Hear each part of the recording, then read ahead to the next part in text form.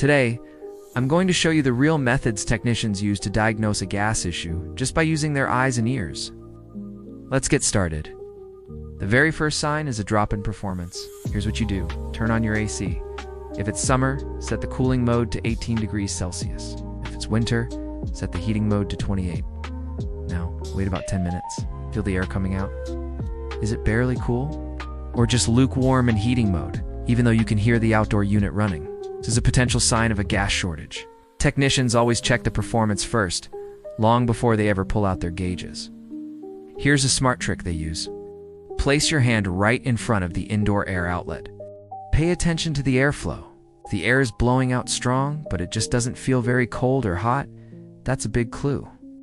It usually means your fan is working perfectly and the compressor is running, but the refrigerant level is low. Less gas means less heat transfer, so the air moves fast, but doesn't get properly cooled or heated. Next, go take a close look at the pipe area on your indoor unit. Do you see any ice forming on the thin copper pipes? Or maybe some unusual water dripping or frost right around the connection points? This is a classic textbook symptom of low gas pressure. When the refrigerant level drops, the temperature inside the pipe plummets. It's causing moisture from the air to freeze on contact. Never, ever ignore ice on your AC. It's a serious sign that can damage your compressor. Now, let's use our ears. Go outside and listen to your outdoor unit. A healthy AC has a steady, smooth hum. But when it's low on gas, you might hear some strange things. Does it cycle on and off in short bursts? Do you hear an unusual hissing sound? Or does the compressor sound like it's struggling to run? If your compressor is starting and stopping frequently, it could be because of a pressure imbalance caused by the gas shortage. A good technician always listens carefully before they start testing.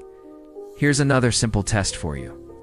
Close all the doors and windows in the room, let the AC run for a solid 20 minutes. Now check the room temperature. Is it dropping very, very slowly on cooling mode? Or maybe not rising at all in heating mode? Even in a completely closed room, if the temperature isn't changing much, it strongly points to low refrigerant efficiency. Healthy, properly charged AC will change the room's temperature much faster than that. While you're outside, go near the outdoor unit again. When your AC is in cooling mode, it should be blowing hot air out from the fan. Carefully feel the air coming out.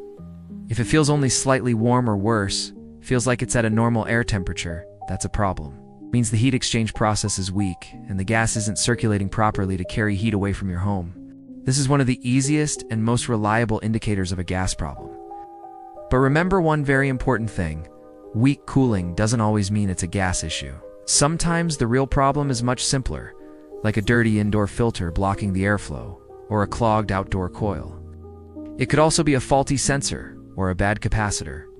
That's why you should never just add more gas blindly. Professional technicians will always check for leaks first. Refilling gas without fixing the leak is just throwing your money away. So, to recap, if you notice weak performance, see ice forming on the pipes, hear strange sounds from the compressor, and the room temperature isn't changing like it should, it's time to call a professional. When you do, specifically ask them to perform a pressure test, conduct a thorough leak detection, and then do a proper vacuum process before charging the gas. This is the correct way to do it, and it protects your compressor and restores your AC's efficiency. Now you know how to identify potential AC gas problems, just like a pro, without needing any special tools. If this guide was helpful, please give this video a like and share it with your friends. And don't forget to subscribe for more real HVAC tips and home appliance guides. Thanks for watching, and I'll see you in the next video.